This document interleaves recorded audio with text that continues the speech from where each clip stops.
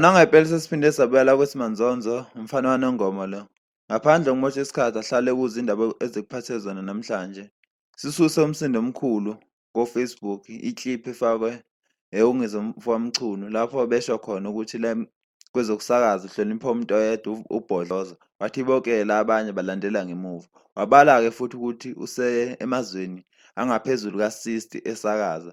Wasephinde ephatha negama laTshatha lapho athe khona uTshatha akatholi lutho ngobunsizwa ukubukela nangezinye izinto. Lokhu kokugcina abantu bengaphatheka kahle kubala khona uTshatha ubhale ku-Facebook wathi noma athi ungcikisana kanjani nensizwa kodwa fanele uyigweme ezinye izinto ezolulaza isithunzi somunye umuntu. Awuyilalele-ke le clip sesiyozwa ngezazi lapha kwi-comment section ukuthi uyizwa kanjani le clip, kuthini uphawula wakho. Umfo wamahlobo ngiyededa indawo. Ngiyabonga.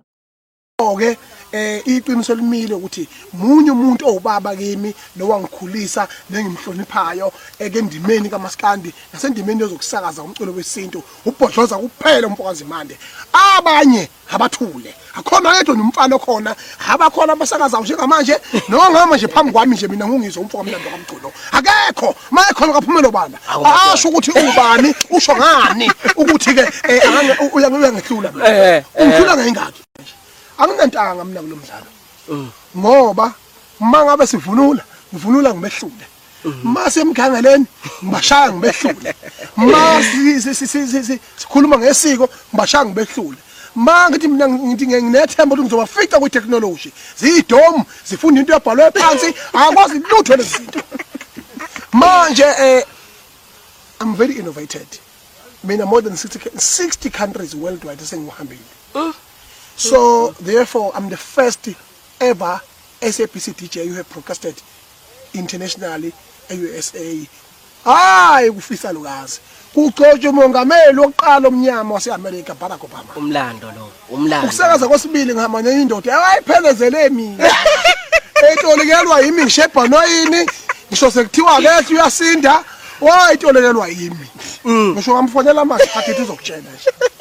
Ukhalenda akekho umuntu obaluleke empilweni yakhe okwedlula ungizwe ngoba imina ngiliphethe ifayela lakhe lo uyena uphethe ifayela lakhe nawe uliphethe lami ngakho kubalekile ukuthi leyo nto leyo ngiyisho abantu bayazi akekho umuntu wazi uTshatha njengami ngokwe career yakhe kuyeko weBhayibheli nenkonzo ngiyende yikho ke ngithi mina ngiyinsizwa mina engaphezulu ngisho kwakhe akaboni ngisho emdalawo lapha ngebukadidi ngoba naye uyakwazi lokho ngeke agcane njengami ngeke abukele njengami ngisho ke phesha wayiphelezele mina uthindana nje so ke ibalekile ke le ukuthi siyazi ukuthi njengamanje mina ngine online radio station khona bangazi nokuthi yini i-fourth industrial revolution. What does that means? They can't even explain what the word internet means. It's an interconnection net. Inet into binet ineyikwele nje iningi isikwele nesinye siqhumene nesinye show ukuthi life is becoming the net.